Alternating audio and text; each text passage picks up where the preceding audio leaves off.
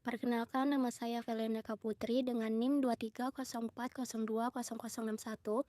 Pada kesempatan kali ini saya akan memaparkan sebuah kasus nyata dari perusahaan e-commerce terbesar di Indonesia yaitu Shopee dengan fokus pada persoalan komunikasi internal antara manajemen dan mitra kurir Shopee Express.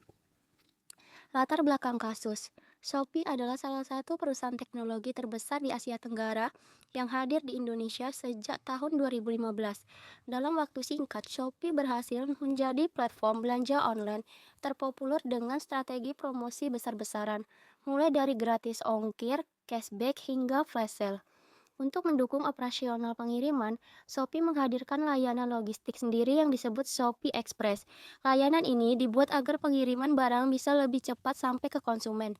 Namun, di balik kesuksesan tersebut, terdapat persoalan serius pada hubungan internal antara manajemen Shopee dengan mitra kurir. Kasus yang banyak diperbincangkan adalah pemotongan upah kurir secara bertahap tanpa sosialisasi yang jelas. Awalnya, kurir menerima bayaran yang cukup layak per paket, tetapi kemudian jumlah tersebut terus menurun hingga tinggal sekitar Rp1.500. Perubahan besar ini tidak pernah dikomunikasikan secara resmi. Banyak kurir mengaku bahwa mengetahui kebijakan itu setelah diberlakukan, bahkan sebagian mengetahuinya dari obrolan sesama kurir, bukan dari pihak manajemen. Selanjutnya ada masalah komunikasi internal. Dari sisi komunikasi internal, ada beberapa masalah besar yang dapat diidentifikasi dari kasus ini. Yang pertama, kurangnya transparansi dari pihak manajemen, di mana pemotongan upah dilakukan tanpa ada penjelasan resmi yang menyeluruh tentang alasan atau dasar kebijakan tersebut. Kurir tidak diberikan informasi yang memadai sehingga muncul kesan bahwa keputusan ini sepihak dan merugikan mereka. Dan yang kedua itu, tidak adanya komunikasi dua arah antara manajemen dan kurir. Para kurir yang justru menjadi pihak paling terdampak oleh kebijakan ini tidak pernah diajak berdialog atau diberikan kesempatan untuk menyampaikan pendapat, masukan, atau keberatan sebelum kebijakan diberlakukan. Hal ini menunjukkan lemahnya keterbukaan perusahaan terhadap mitra kerjanya sendiri. Selanjutnya itu ada dampak yang terjadi. Satu, motivasi kurir menurun karena pendapatan tidak sebanding beban kerja.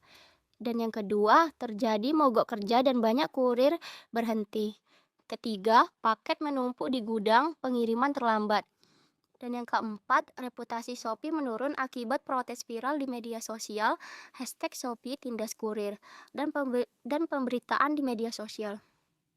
Bagi kurir, motivasi kerja menurun drastis, pendapatan tidak lagi sebanding dengan beban kerja, ditambah dengan biaya operasional pribadi seperti bensin, parkir, dan perawatan kendaraan.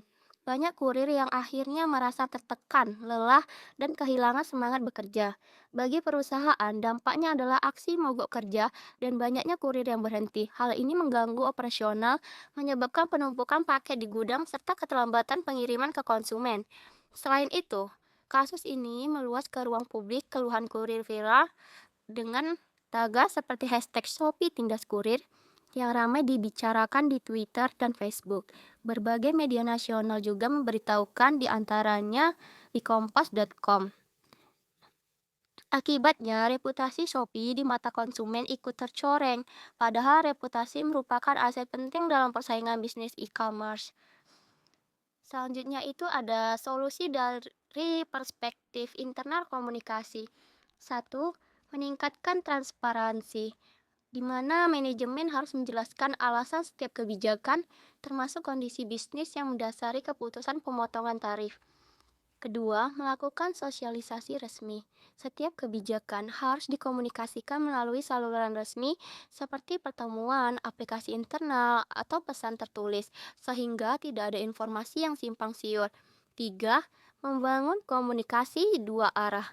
Shopee perlu memberikan ruang bagi kurir untuk menyampaikan pendapat melalui forum diskusi, survei online, atau pertemuan rutin. Dan yang keempat itu ada memberikan alternatif kompensasi. Jika tarif harus diturunkan, perusahaan bisa menyeimbangkan dengan insentif performa, subsidi bahan bakar, atau tunjangan operasional. Dan yang terakhir itu menetapkan status kerja yang jelas. Kurir harus memiliki status yang transparan, apakah mitra atau karyawan, agar hak dan kewajiban kedua belah pihak lebih jelas. Dan yang terakhir itu kesimpulan. Kesimpulan yang saya dapat adalah kasus Shopee Express menunjukkan bahwa komunikasi internal merupakan faktor penting dalam keberhasilan perusahaan. Shopee memang berhasil menarik konsumen melalui promosi dan strategi bisnis yang agresif, tetapi gagal menjaga hubungan baik dengan mitra kerjanya sendiri.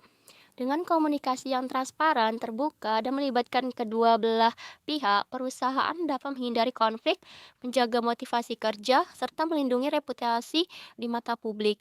Keberhasilan sebuah perusahaan tidak hanya ditentukan oleh teknologi atau strategi pemasaran, melainkan juga oleh bagaimana ia memperlakukan dan berkomunikasi dengan orang-orang yang menjadi bagian penting dari operasionalnya. Demikianlah presentasi saya mengenai kasus komunikasi internal di Shopee. Terima kasih atas perhatian Bapak. Wassalamualaikum warahmatullahi wabarakatuh.